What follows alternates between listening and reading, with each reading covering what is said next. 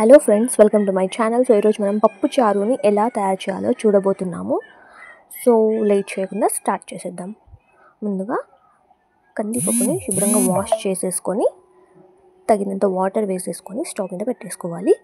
అందులో 1/2 స్పూన్ పసుపు, 1 స్పూన్ ఉప్పు వేసేసుకొని 2 స్పూన్స్ వరకు కారం వేసేసుకోవాలి. ఉప్పు నేను తగినట్టు వేయడం లేదు, తర్వాత యాడ్ చేసుకుందాం. కారం మనకు తగ్గట్టుగా వేసుకోవాలి. మేమైతే కారం కొంచెం ఎక్కువగానే తింటాం కాబట్టి 2.5 స్పూన్ వరకు వేసేసుకున్నాను.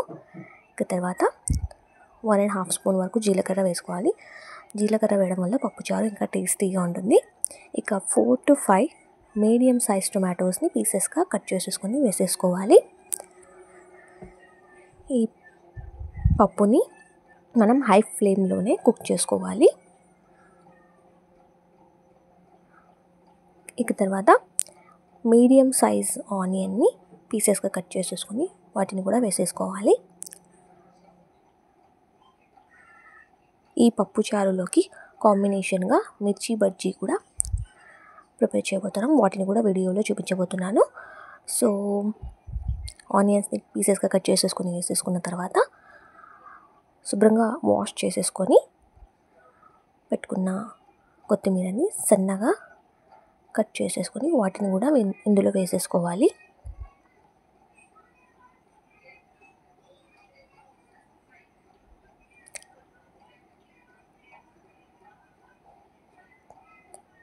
తర్వాత వీటిని మూత పెట్టేసి 5 to 6 విజిల్స్ వచ్చేంత వరకు కుక్ చేసుకోవాలి. 5 to 6 విజిల్స్ వచ్చేసిన తర్వాత స్టవ్ ఆఫ్ చేసేసి ఎయిర్ మొత్తం పోయిన తర్వాత మూత తీసేసి అందులో మిగిలిన వాటర్ ఏమైనా ఉంటే వాటిని సెపరేట్ చేసేసి పప్పుని మెత్తగా పేస్ట్ లాగా బ్లెండ్ చేసేసుకోవాలి. పప్పుచారులోకి పప్పుని మనం ఎంత బాగా బ్లెండ్ చేసుకుంటే పప్పుచారుకి అంత టేస్ట్ బాగుంటుంది. ఇక సరిపడా ఉప్పు వేసేసి బ్లెండ్ చేసేసుకున్నాము. అందులోకి నిమ్మకాయ సైజ్ అంతా చింతపండుని రసం తీసేసి పప్పుకి తగ్గట్టుగా మనం టేస్ట్ చూసుకుంటూ పులుపు యాడ్ చేసుకోవాలి. అందులోకి చూస్తున్నారు కదా, ఈ విధంగా. ఫ్రెండ్స్, మన ఛానల్లో ఇలాంటి ఇంకా మరిన్ని వీడియోస్ ముందు రాబోతున్నాయి.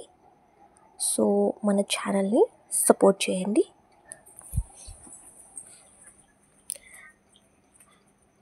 సో చూస్తున్నారు కదా, రసం తీసేసిన తర్వాత చింతపండుని అందులో పులుపు యాడ్ చేసేసి పప్పులో దీన్ని మీడియం ఫ్లేమ్లో మళ్ళీ కుక్ చేసుకోవాలి ఒక 5 minutes వరకు.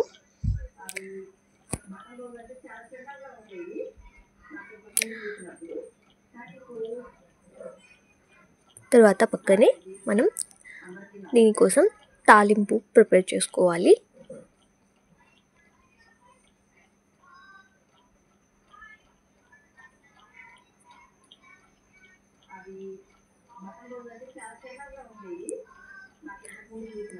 తర్వాత స్టవ్ ఆన్ చేసుకొని కడాయి పెట్టుకొని అందులో ఆయిల్ వేసేసి హీట్ అయిన తర్వాత జీలకర్ర, ఆవాలు వేసేసుకోవాలి.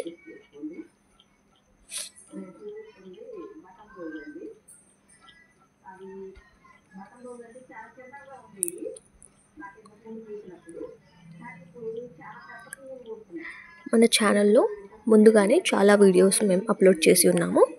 సో వాటిని కూడా చూసి లైక్ చేయండి అండ్ మన ఛానల్ని సబ్స్క్రైబ్ చేసుకోండి. మీ సపోర్ట్ వల్ల మేము ఇంకా మరిన్ని వీడియోస్ చూడడానికి మాకు మోటివేషన్గా ఉంటుంది. So please support me friends. చూస్తున్నారు కదా, జీలకర్ర, ఆవాలు చిటపటలాడిన తర్వాత అందులో సన్నగా కట్ చేసుకున్న ఆనియన్స్, ఒక 5-6 వెల్లుల్లి రెబ్బలు మెత్తగా దంచి వాటిని కూడా వేసేసుకోవాలి. ఒక 2 రెబ్బలు కరివేపాకు, ఒక 2 ఎండుమిర్చి కూడా వేసేసుకుంటే చాలా టేస్టీగా ఉంటుంది. సో వీటన్నిటిని గోల్డెన్ బ్రౌన్ కలర్ వచ్చేంత వరకు ఫ్రై చేసుకోవాలి.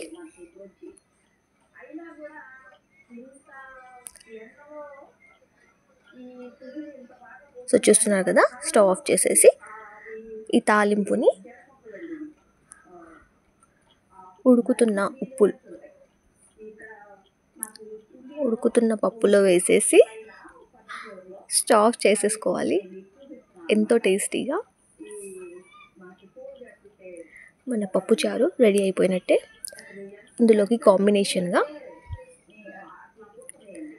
స్టఫ్డ్ మిర్చి బజ్జీ ఎలా తయారు చేయాలో చూసుకుందాం.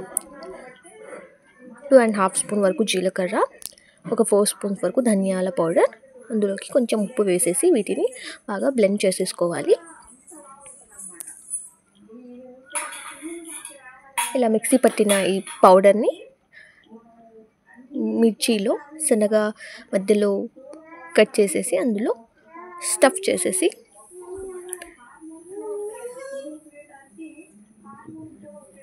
శనగపిండి పేస్ట్లో డిప్ చేసేసి బజ్జీలుగా వేసుకుంటే ఎంతో టేస్టీగా మిర్చి బజ్జీ కూడా రెడీ. సో పప్పుచారులోకి మిర్చి బజ్జీ కాంబినేషన్ చాలా బాగుంటుంది ఫ్రెండ్స్, తప్పకుండా ట్రై చేయండి. సో మా వీడియో నచ్చినట్లయితే మన ఛానల్ని సబ్స్క్రైబ్ చేయండి.